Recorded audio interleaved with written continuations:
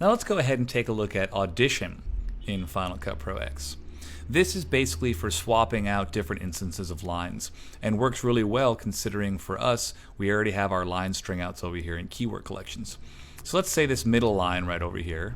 Did anyone know? Did anyone know? We want to see another take of that in the live timeline over here while you have the director or the producer standing over our shoulder. So what you can do is, did anyone know, right over here. So now we're going to go ahead, let's say this is the take that's being used. Let's go ahead and we want to Did anyone know? use this one instead. But we don't want to replace it to make an ultimate decision. So if we go ahead and drag and drop it on top, like we're going to replace, instead of doing replace, go to add to audition. What this does is this creates a little audition symbol over here to the left. So both of those clips are actually embedded within this one container.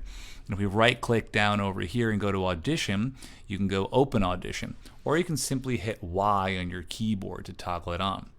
And as you select right to left, you'll see these are the two instances of the lines that we have. So you can stay on your first line. Did anyone know? Or you can click right here and audition the second line.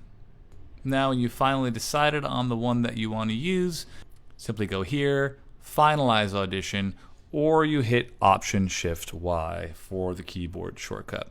And you'll see the little symbol goes away and you're finalized with the audition that you wanted. Now a couple of cool things about Audition. For starters, you don't have to right click over here to open Audition or finalize Audition. You don't even have to hit the Y keyboard shortcut to do it.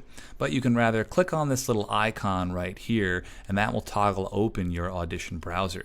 But in order to move between auditions without even having to do that, simply hold down Control, Option, and the right and left arrow keys. We'll toggle back and forth to whatever many auditions you have within this container. Let's say you wanted to see what this exact take looked like, but with a video effect applied on top of it.